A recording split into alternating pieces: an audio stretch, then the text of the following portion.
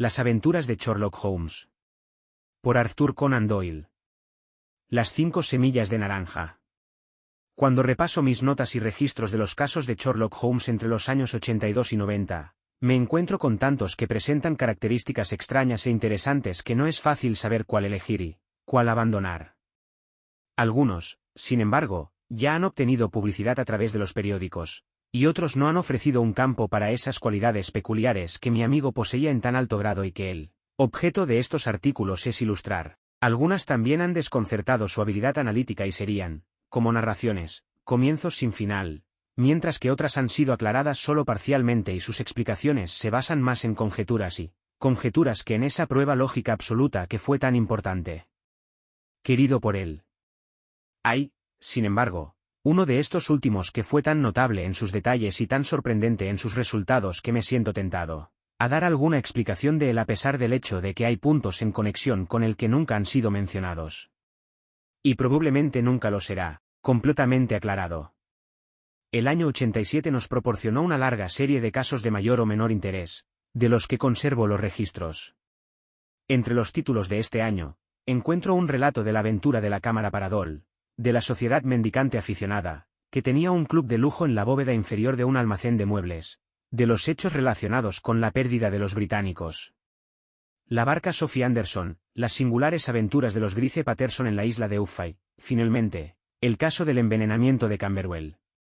En este último caso, como se recordará, Sherlock Holmes pudo, dando cuerda al reloj del difunto, demostrar que se le había dado cuerda 2 horas antes y que, por tanto, el difunto se había acostado dentro de ese tiempo, deducción que fue de suma importancia para esclarecer el caso.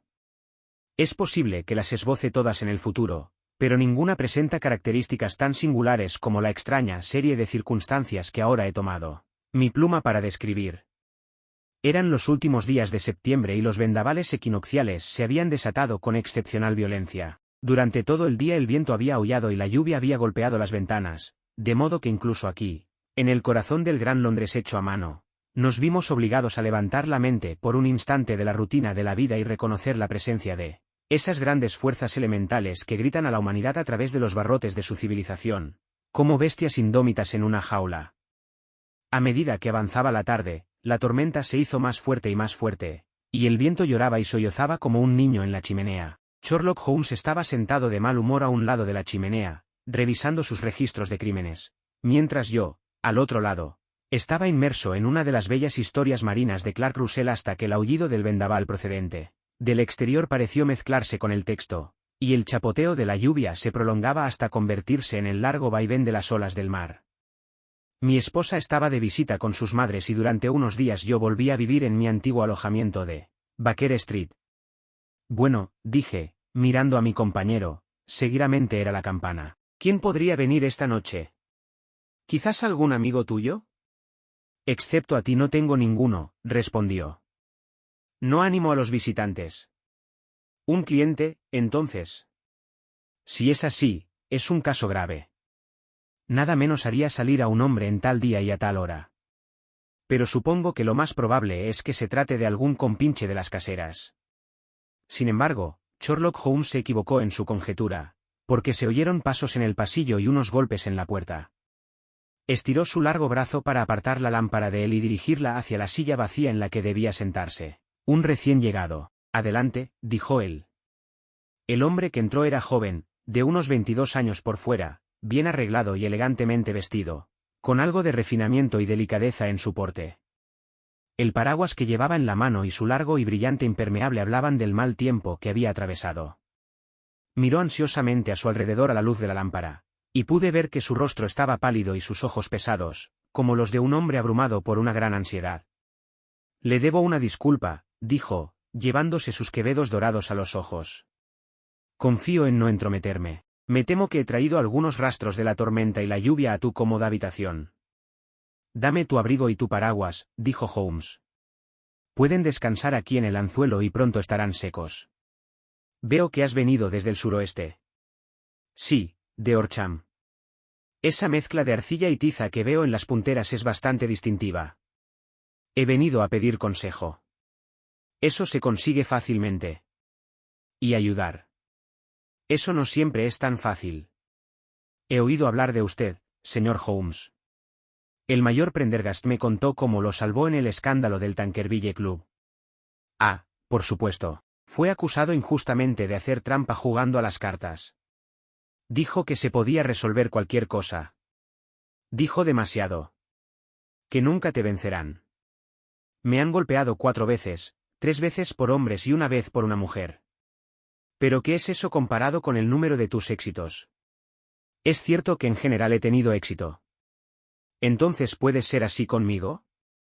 Le ruego que acerque su silla al fuego y me facilite algunos detalles sobre su caso. No es uno cualquiera. Ninguno de los que vienen a mí lo es. Soy el último tribunal de apelación. Y sin embargo, me pregunto, señor, si, en toda su experiencia, alguna vez ha escuchado una cadena de acontecimientos más misteriosa e inexplicable que los que han sucedido en mi propia familia.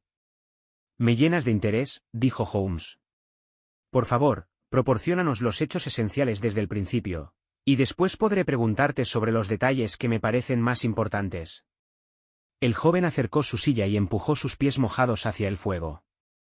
Mi nombre, dijo, es Yono Pensab, pero mis propios asuntos, hasta donde puedo entender, tienen poco que ver con este horrible asunto. Es una cuestión hereditaria. Así que, para darle una idea de los hechos, debo remontarme al comienzo del asunto.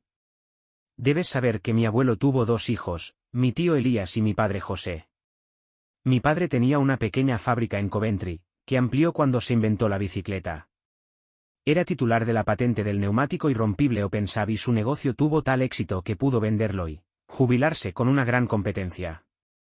Mi tío Elías emigró a Estados Unidos cuando era joven y se convirtió en plantador en Florida, donde se decía que le había ido muy bien. En el momento de la guerra luchó en el ejército de Jackson y luego bajo el mando de Ord, donde ascendió a coronel.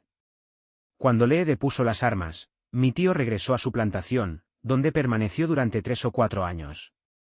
Hacia 1869 o 1870 regresó a Europa y adquirió una pequeña propiedad, en Sussex, cerca de Horsham.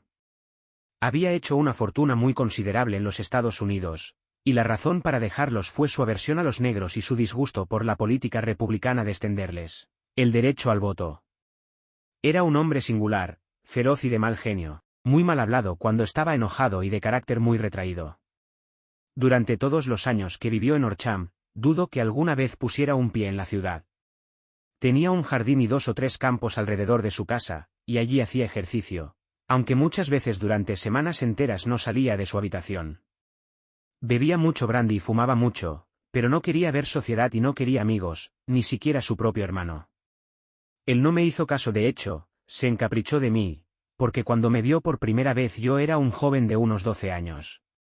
Esto sería en el año 1878, después de haber estado 8 o 9 años en Inglaterra. Le rogó a mi padre que me dejara vivir con él y fue muy amable conmigo a su manera. Cuando estaba sobrio le gustaba jugar conmigo al backgammon y a las damas, y me hacía su representante tanto ante los sirvientes como ante los comerciantes, de modo que cuando yo tenía 16 años ya era el dueño de la casa. Guardé todas las llaves y podía ir a donde quisiera y hacer lo que quisiera, siempre y cuando no lo molestara en su privacidad. Había, sin embargo, una singular excepción: tenía una sola habitación, un trastero en el desván, que siempre estaba cerrado con llave y en el que nunca me permitía entrar ni a mí ni a nadie más. Con curiosidad de niño, espié por el ojo de la cerradura, pero nunca pude ver más que la colección de baúles y bultos viejos que se esperaría en una habitación así. Un día, era marzo de 1883, una carta con un sello extranjero yacía sobre la mesa, frente a la placa del coronel. No era común para él recibir cartas, porque todas sus facturas las pagaba con dinero corriente y no tenía amigos de ningún tipo de la India. Dijo mientras lo cogía: matasellos de Pondicherry, ¿qué puede ser esto? Al abrirlo apresuradamente, saltaron 5 pequeñas pepitas de naranjas secas, que cayeron sobre su plato. Empecé a reírme de esto, pero la risa desapareció de mis labios al ver su rostro. Tenía el labio caído, los ojos saltones, la piel del color de la masilla y miraba fijamente el sobre que todavía sostenía en su mano temblorosa. «Cacaca», gritó, y luego: Dios mío, mis pecados me han alcanzado». «¿Qué pasa, tío?» Lloré. «Muerte», dijo, y levantándose de la mesa se retiró a su habitación, dejándome palpitando de horror. Cogí el sobre y vi garabateada con tinta roja en la solapa interior, justo encima del chicle, la letra K repetida 3 veces. No había nada más salvo las 5 pepitas secas. ¿Cuál podría ser la razón de su terror abrumador? Dejé la mesa del desayuno y, mientras subía las escaleras, lo encontré bajando con una vieja llave oxidada, que debía pertenecer al desván, en una mano, y una pequeña caja de latón, como una caja de dinero, en la otra. Pueden hacer lo que quieran, pero aún así les daré jaque mate, dijo con un juramento. Dile a Mary que hoy necesitaré encender fuego en mi habitación y mándaselo a Fordham, el abogado de Horsham. Hice lo que me ordenó y cuando llegó el abogado me pidieron que subiera a la sala. El fuego ardía intensamente y en la chimenea había una masa de cenizas negras y esponjosas, como de papel quemado, mientras que a su lado la caja de latón estaba abierta y vacía. Al mirar la caja, me di cuenta, sobresaltado, de que en la tapa estaba impresa la K triple que había leído en el sobre por la mañana. Deseo que tú, Juan, dijo mi tío, seas testigo de mi voluntad. Dejo mis bienes, con todas sus ventajas y desventajas, a mi hermano, vuestro padre, de donde sin duda descenderá hasta vosotros. Si puedes disfrutarlo en paz, bien. Si descubres que no puedes, sigue mi consejo, muchacho, y déjalo en manos de tu peor enemigo. Lamento decirte algo tan engañoso, pero no puedo decir qué rumbo van a tomar las cosas. Por favor, firme el papel que le muestra el señor Fordham. Firmé el documento como me indicaron y el abogado se lo llevó. El singular incidente causó, como se puede imaginar, la impresión más profunda en mí, y reflexiones sobre él y le di vueltas en mi mente sin poder sacar nada de ello. Sin embargo, no pude librarme de la vaga sensación de temor que me dejó, aunque la sensación se hizo menos intensa a medida que pasaban las semanas y no sucedía nada que perturbara la rutina habitual de nuestras vidas. Sin embargo, pude ver un cambio en mi tío. Bebía más que nunca y estaba menos inclinado a cualquier tipo de sociedad.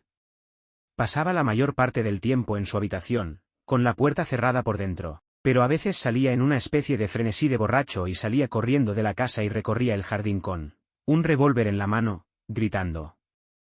Que no tenía miedo de nadie y que no debía ser encerrado, como una oveja en un redil, ni por el hombre ni por el diablo. Sin embargo, cuando estos arrebatos pasaban, se precipitaba tumultuosamente hacia la puerta, la cerraba y atrancaba detrás de él, como un hombre que ya no puede resistirse al terror que yace en las raíces de su alma. En esos momentos he visto su rostro, incluso en un día frío, brillar de humedad, como si recién sacado de una palangana. Bueno, para terminar con el asunto, señor Holmes, y para no abusar de su paciencia, llegó una noche en que hizo una de esas salidas de borracho de las que nunca volvió. Lo encontramos, cuando fuimos a buscarlo, boca abajo en un pequeño estanque cubierto de espuma verde, que se encontraba al pie del jardín. No había señales de violencia alguna y el agua tenía solo 2 pies de profundidad, de modo que el jurado, teniendo en cuenta su conocida excentricidad, emitió un veredicto de suicidio. Pero yo, que sabía cómo se estremecía ante la sola idea de la muerte, tuve mucho esfuerzo para persuadirlo. Me dije que había hecho todo lo posible para afrontarlo. Sin embargo, el asunto pasó y mi padre entró en posesión de la propiedad y de unas 14.000 libras que tenía en su haber, en el banco. Un momento, intervino Holmes, preveo que su declaración es una de las más notables que he escuchado jamás. Déjame saber la fecha en que tu tío recibió la carta y la fecha de su supuesto suicidio. La carta llegó el 10 de marzo de 1883. Su muerte se produjo 7 semanas después, la noche del 2 de mayo. Gracias. Por favor, proceda. Cuando mi padre se hizo cargo de la propiedad de Horsham, a petición mía, hizo un examen cuidadoso del ático, que siempre había estado cerrado con llave. Allí encontramos la caja de latón, aunque su contenido había sido destruido.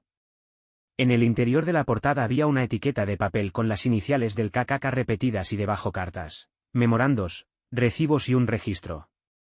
Suponemos que estos indicaban la naturaleza de los documentos que habían sido destruidos por el coronel Openshaw. Por lo demás, no había nada de mucha importancia en el ático, salvo una gran cantidad de papeles y cuadernos dispersos relacionados con la vida de mi tío en América. Algunos de ellos eran de la época de la guerra y demostraban que había cumplido bien con su deber y que tenía reputación de soldado valiente. Otros pertenecían a la época de la reconstrucción de los estados del sur y se ocupaban principalmente de la política, ya que evidentemente había desempeñado un papel importante en la oposición a los políticos de bolsa que habían sido enviados desde el norte. Bueno, era a principios del 84 cuando mi padre vino a vivir a Horsham, y todo fue lo mejor posible con nosotros hasta enero del 85. El cuarto día después del año nuevo oí a mi padre dar un grito agudo de sorpresa cuando nos sentamos juntos a la mesa del desayuno. Allí estaba, sentado con un sobre recién abierto en una mano y 5 pepitas de naranja secas en la palma extendida de la otra. Siempre se había reído de lo que él llamaba mi historia disparatada sobre el coronel, pero parecía muy asustado y desconcertado ahora que a él le había sucedido lo mismo. ¿Por qué? ¿Qué diablos significa esto, John?, tartamudeó. Mi corazón se había vuelto hacia el plomo. Es el KKK, dije. Miró dentro del sobre. Así es, gritó. Aquí están las mismas letras, ¿pero qué es esto escrito encima de ellos? Pon los papeles en el reloj de sol, leí, mirando por encima de su hombro. ¿Qué papeles, qué reloj de sol?, preguntó. El reloj de sol en el jardín. No hay otro, dije, pero los papeles deben ser los que se destruyen. Puh. Dijo, aferrándose con fuerza a su coraje. Estamos en una tierra civilizada y no podemos permitir tonterías de este tipo. ¿De dónde viene la cosa? ¿De dónde?, respondí, mirando el matasellos. Una broma absurda, dijo. ¿Qué tengo que ver con los relojes de sol y los papeles? No haré caso de semejantes tonterías. Sin duda debería hablar con la policía, dije. Y que se rían de mis dolores. Nada de ese tipo. Entonces déjame hacerlo. No, te lo prohíbo. No permitiré que se armen escándalos por semejantes tonterías. Fue en vano discutir con él, porque era un hombre muy obstinado. Sin embargo, anduve con el corazón lleno de presentimientos. Al tercer día después de recibir la carta, mi padre salió de casa para visitar a un viejo amigo suyo, el mayor Freebody, que está al mando de uno de los fuertes de Portsdown Hill. Me alegré de que se fuera, porque me parecía que estaba más lejos del peligro cuando estaba fuera de casa. Sin embargo, en eso me equivoqué. Al segundo día de su ausencia recibí un telegrama del mayor implorándome que fuera inmediatamente. Mi padre se había caído en uno de los profundos pozos de tiza que abundan en el vecindario y yacía sin sentido, con el cráneo destrozado. Corrí hacia él, pero falleció sin haber recuperado jamás el conocimiento. Al parecer, había regresado de Fareham al anochecer, y como el país le era desconocido y el pozo de tiza no estaba vallado, el jurado no dudó en dictar un veredicto de muerte por causas accidentales. Al examinar cuidadosamente todos los hechos relacionados con su muerte, no pude encontrar nada que pudiera sugerir la idea de un asesinato. No había señales de violencia, ni huellas de pisadas, ni robo, ni registro de que se hubieran visto extraños en las carreteras. Y, sin embargo, no necesito decirles que mi mente estaba lejos de estar tranquila y que estaba casi seguro de que se había tejido algún malvado complot en torno a él. De esta manera siniestra llegué a mi herencia, me preguntarás por qué no lo deseché. Respondo porque estaba convencido de que nuestros problemas dependían de alguna manera de un incidente en la vida de mi tío y que el peligro sería tan apremiante en una casa como en otra. Fue en enero del 85 que mi pobre padre encontró su fin, y desde entonces han transcurrido 2 años y 8 meses. Durante ese tiempo viví felizmente en Horsham y comencé a tener esperanzas de que esta maldición hubiera desaparecido de la familia y hubiera terminado con la última generación. Sin embargo, había empezado a sentir consuelo demasiado pronto. Ayer por la mañana el golpe cayó en la misma forma en que había recibido a mi padre. El joven sacó de su chaleco un sobre arrugado y, volviéndose hacia la mesa, sacudió sobre él 5 pepitas de naranja secas. Este es el sobre, continuó. El matasellos es Londres, División Este. Dentro están las mismas palabras que estaban en el último mensaje de mi padre, KKK, y luego pon los papeles en el reloj de sol. ¿Qué has hecho?, preguntó Holmes. Nada. Nada. A decir verdad, hundió el rostro entre sus finas y blancas manos. Me he sentido impotente. Me he sentido como uno de esos pobres conejos cuando la serpiente se retuerce hacia él. Parece que estoy en las garras de un mal irresistible e inexorable, contra el cual ninguna previsión ni ninguna precaución pueden protegerme. Gesto de desaprobación. Gesto de desaprobación. Gritó Sherlock Holmes. Debes actuar, hombre, o estás perdido. Nada más que la energía puede salvarte. Este no es momento para la desesperación. He visto a la policía. Pero escucharon mi historia con una sonrisa. Estoy convencido de que el inspector se ha formado la opinión de que todas las cartas son bromas pesadas y que las muertes de mis parientes fueron en realidad accidentes, como afirmó el jurado, y no debían estar relacionados con las advertencias. Holmes agitó sus manos apretadas en el aire. Increíble imbecilidad, gritó. Sin embargo, me han permitido tener un policía, que puede quedarse en la casa conmigo. ¿Ha venido contigo esta noche? No. Sus órdenes eran quedarse en la casa. De nuevo Holmes deliraba en el aire. ¿Por qué viniste a verme? Dijo y, sobre todo, ¿por qué no viniste inmediatamente? Yo no lo sabía. Recién hoy hablé con el mayor Prendergast de mis problemas y me aconsejó que acudiera a usted. Realmente han pasado 2 días desde que recibiste la carta. Deberíamos haber actuado antes de esto. Supongo que no tiene más pruebas que las que nos ha presentado, ningún detalle sugestivo que pueda ayudarnos. Hay una cosa, dijo yo no pensaba. Hurgó en el bolsillo de su abrigo y, sacando un trozo de papel descolorido y teñido de azul, lo puso sobre la mesa. Recuerdo, dijo, que el día en que mi tío quemó los papeles observé que los pequeños márgenes sin quemar que yacían entre las cenizas, eran de este color particular. Encontré esta única hoja en el suelo de su habitación, y me inclino a pensar que puede ser uno de los papeles que tal vez se haya desprendido de entre los demás y de esa manera haya escapado a la destrucción. Más allá de la mención de los pips, no veo que nos ayude mucho. Yo mismo creo que es una página de algún diario privado. La escritura es sin duda de mis tíos. Holmes movió la lámpara y ambos nos inclinamos sobre la hoja de papel, que por su borde irregular mostraba que efectivamente había sido arrancada de un libro. Llevaba el título Marzo de 1869 y debajo estaban los siguientes avisos enigmáticos. Cuarto, llegó Hudson. La misma plataforma de siempre. Séptimo. Coloque las pepitas en M.C. Cawley, para More y John Swan de San Agustín. Noveno. M.C. Cawley despejó. 10. John Swan despejó. 12. Visité para More. Todo bien. Gracias, dijo Holmes, doblando el papel y devolviéndolo a nuestro visitante. Y ahora no debes perder ni un instante más. No podemos perder tiempo ni siquiera para discutir lo que me ha dicho. Debes llegar a casa inmediatamente y actuar. ¿Qué debo hacer? Solo hay una cosa que hacer. Debe hacerse de una vez. Debes poner este trozo de papel que nos has mostrado en la caja de latón que has descrito. También debes poner una nota para decir que todos los demás papeles fueron quemados por tu tío y que este es el único que queda. Debe afirmar esto con palabras que transmitan convicción. Una vez hecho esto, debes colocar inmediatamente la caja sobre el reloj de sol, como se indica. ¿Lo entiendes? Enteramente. No pienses en venganza, ni nada por el estilo, en este momento. Creo que podemos lograrlo por medio de la ley, pero nosotros tenemos nuestra red que tejer, mientras que la de ellos ya está tejida. La primera consideración es eliminar el peligro apremiante que os amenaza. El segundo es aclarar el misterio y castigar a los culpables. Te lo agradezco, dijo el joven, levantándose y poniéndose el abrigo. Me has dado nueva vida y esperanza. Ciertamente haré lo que me aconsejes.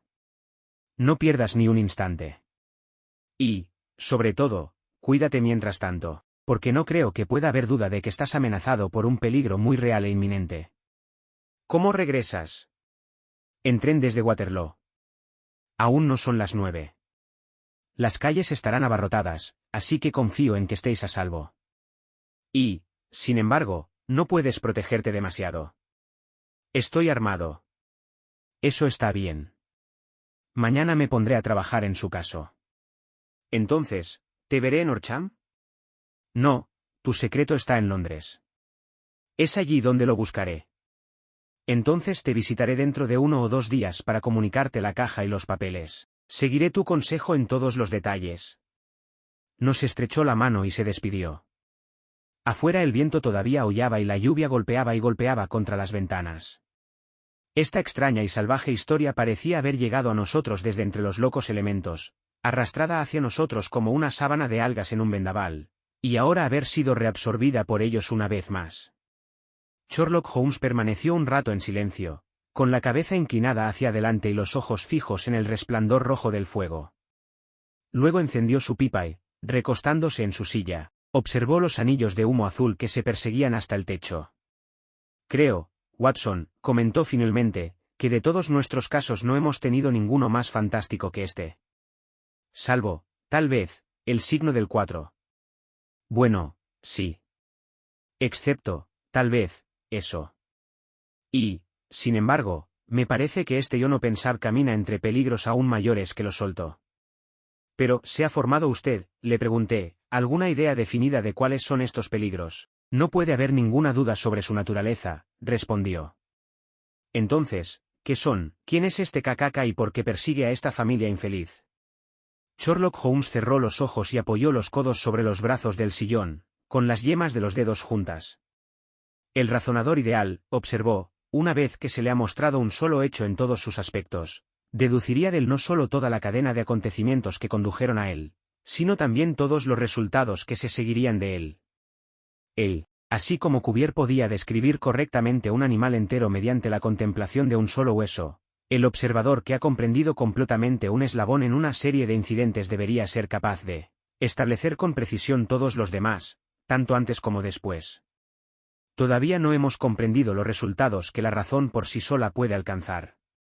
En el estudio se pueden resolver problemas que han desconcertado a todos aquellos que han buscado una solución con la ayuda de los sentidos.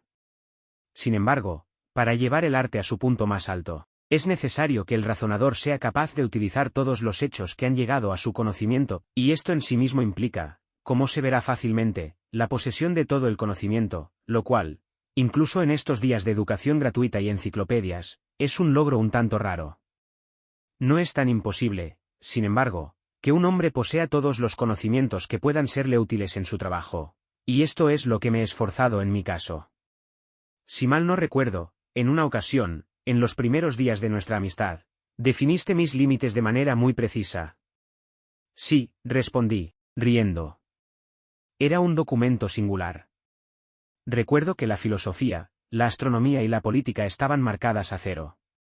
Botánica variable, geología profunda en lo que respecta a las manchas de barro de cualquier región dentro de 50 millas de la ciudad, química excéntrica, anatomía poco sistemática, literatura sensacionalista y registros criminales únicos, violinista, boxeador, espadachín, abogado y autoenvenenante con cocaína y tabaco. Creo que esos fueron los puntos principales de mi análisis. Holmes sonrió ante el último elemento. Bueno, digo ahora, como dije entonces, que un hombre debe mantener su pequeño ático con todos los muebles que pueda utilizar, y el resto puede guardarlo en el almacén de madera. Sala de su biblioteca, donde podrá conseguirlo si lo desea.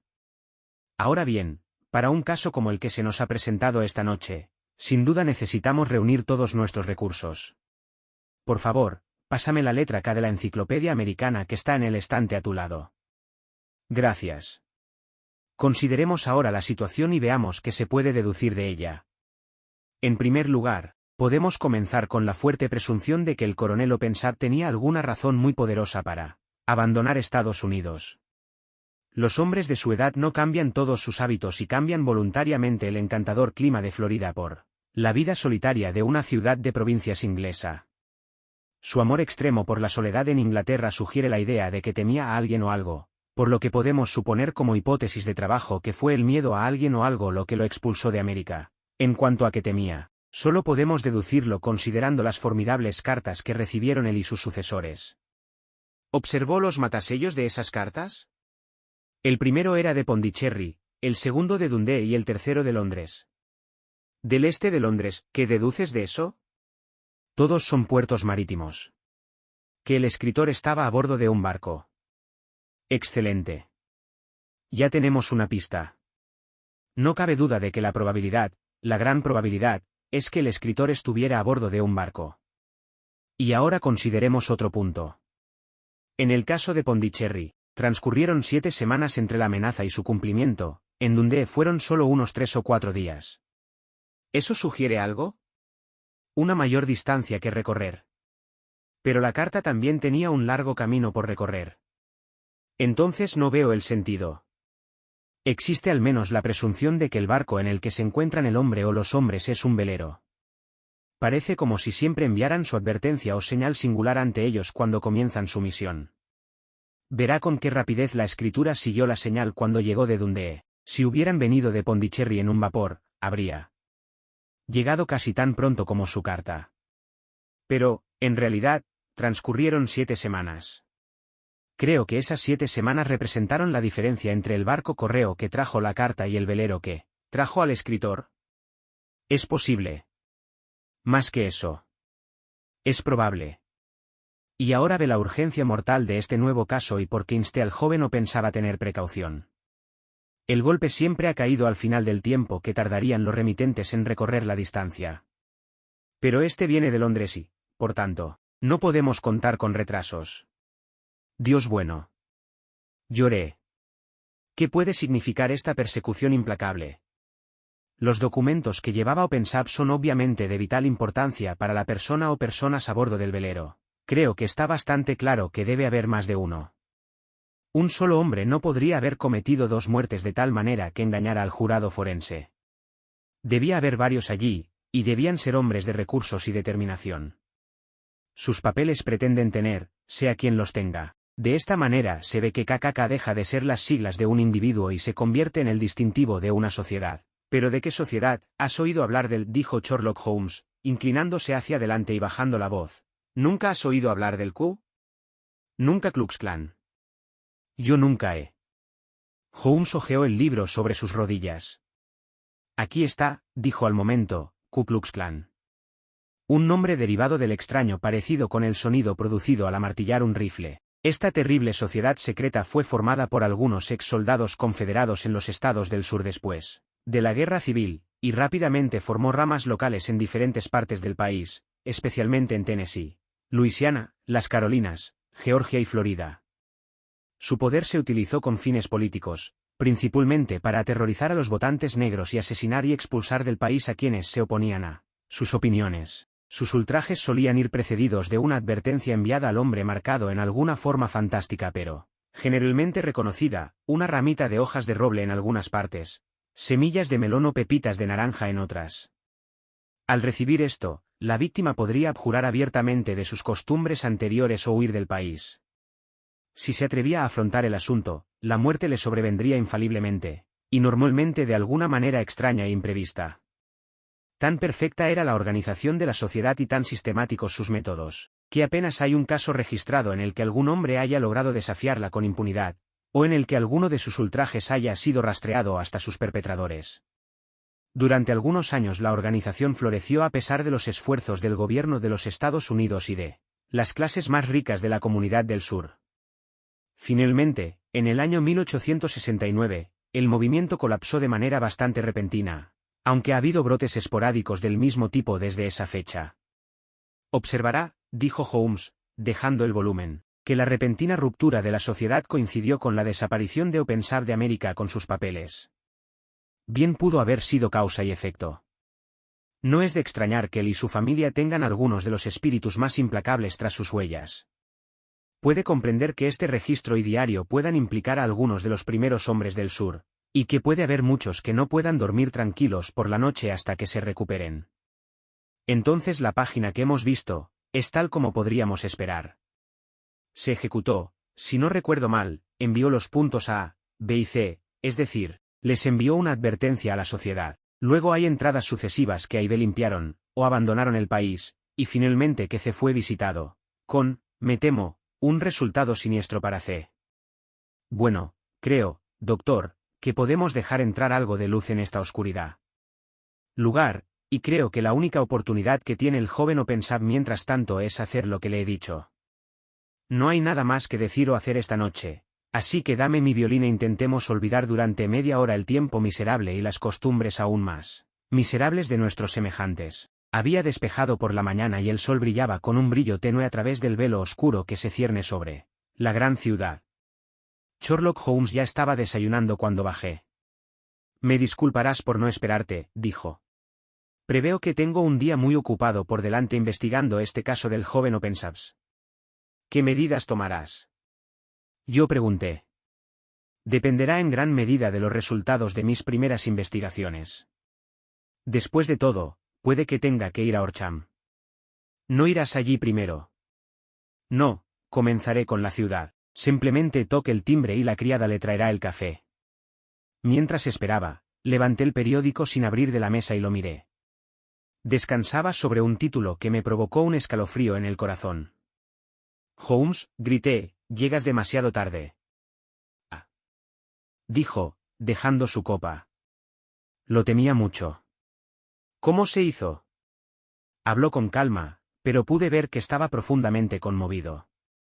Mis ojos captaron el nombre de Openshaw y el título Tragedia cerca del puente de Waterloo. Aquí está la cuenta. Anoche, entre las 9 y las 10, el agente de policía Coop, de la División H, de servicio cerca del puente de Waterloo, escuchó un grito de ayuda y un chapoteo en el agua.